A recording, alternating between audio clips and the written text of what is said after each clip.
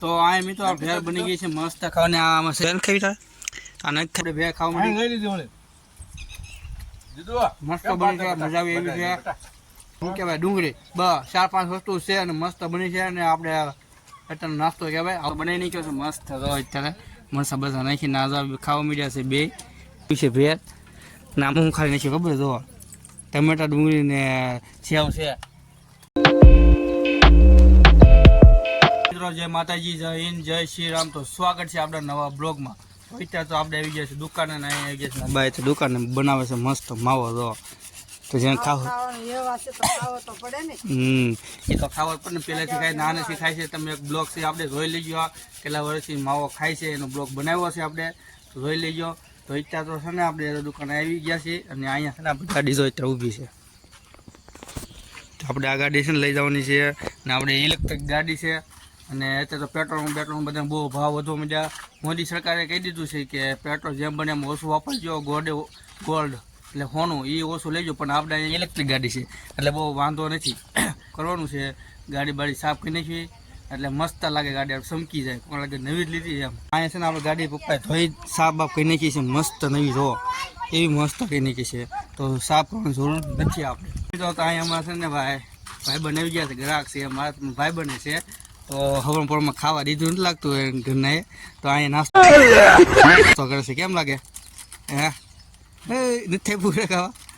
એનું નામ ગિરીશભાઈ છે હું નામ ગિરીશભાઈ તો એ ત્યાં મિક્સ કરી નાખ્યું સવાણું ને બીજું શું છે ફરાળીઓ સેવડું ને બધા મિક્સ કરીને જો ખાય છે અત્યારે એમ તો મોડું થઈ ગયું લાગવાનું તે ન બન્યું તો એને આવું બધું નાસ્તો કરી લે તો કાંઈક ઘરે બનાવવું પડે કેમ એટલે તો અહીં નાસ્તો બાસ્તો કરી લે મસ્ત તમે વી આવી જાઓ હવનપુરમાં નાસ્તો કરવા આપણી દુકાને તો મિત્રો તો આપણે ત્યાં આવી ગયા દુકાને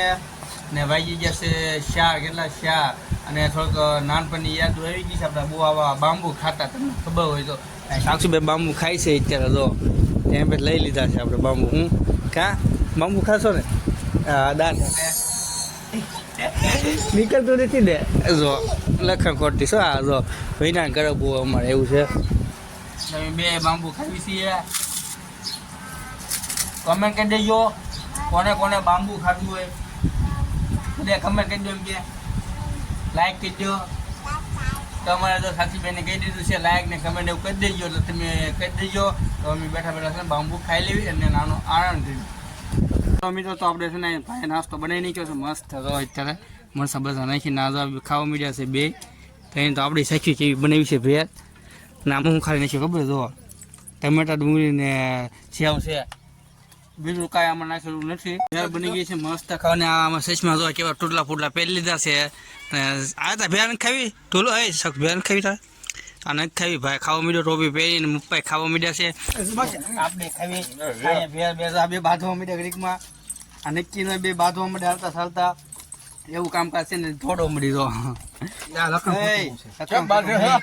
બે બાંધો છો હે મારી બે ની આપણે ભે ખાવા મળી લઈ લીધી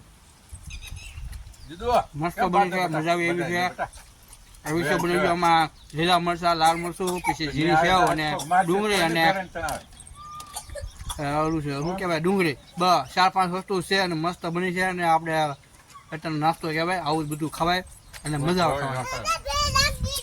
આ બધા પાણી લઈને થોડું મોટા ખાવા બગાડે આ બે બાંધે આ બે લખણ ખોટું છે અમારે ચાલો હું નાસ્તો કરી લઉં ને આજે આપણે ભાઈ બનાવી છીએ ભેળ મિત્રો તો આજે અમારે અહીંયા દુકાનની સામે આપણે વાડો હતો તો તમને દેખાય છે અહીંયા બધે ચારે બાજુ એટલે અહીંયા અમારે છે ને ગેટ ફિટ થાય છે તો આપણે મસ્ત અત્યારે મૂકવાને બધા ગેટ ફિટ કરે છે આપણે આ ગેટ એટલે અહીં કોઈ મોટું વાહન આવ્યું તો આવીએ કે કારણ કે એમ છે કે અહીં મંડપ છે એટલે મંડપ કોઈ ભરવા આવ્યું હોય તો વાહન અહીંયા આવીએ કે એમ નહોતું અંદર એ હાટું આપણે છે ને અહીંયા આનંદભાઈ ગેટ બનાવી નાખ્યું એનો છે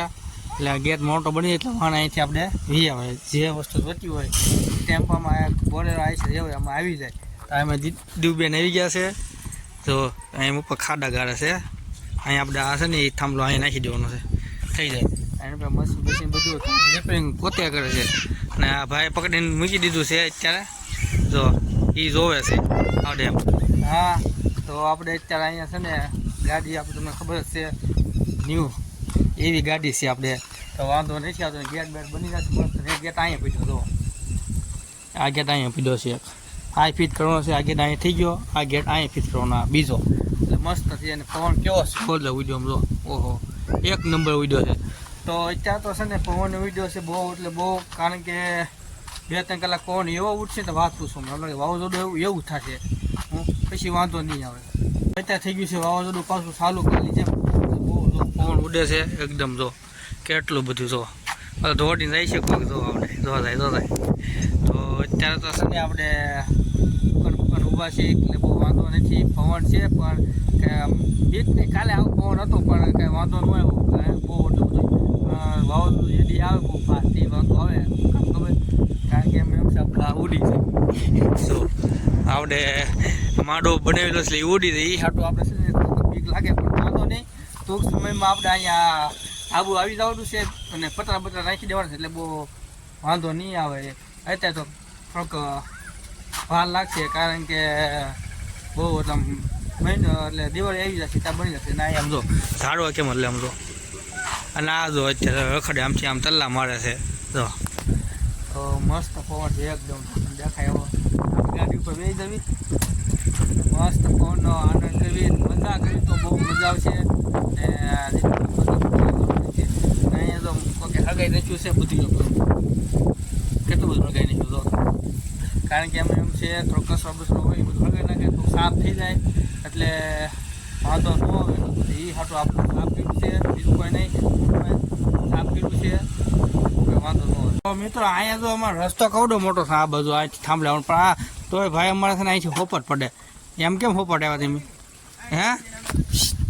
હોપટ કેમ આવ્યા તમે એમ કહો? પોપટ દાવી ને રસ્તો હાલો તો પૈસા લગી રૂપિયા હાલો 20 રૂપિયા આવી ગયા છે આપણે, જો નામું સૂકી દીધું છે વિકીભાઈએ, 20 ની નોટ આવી ગઈ છે આપણે. તો એ ગાડી છે નક્કી ન હોય રસ્તો તો હે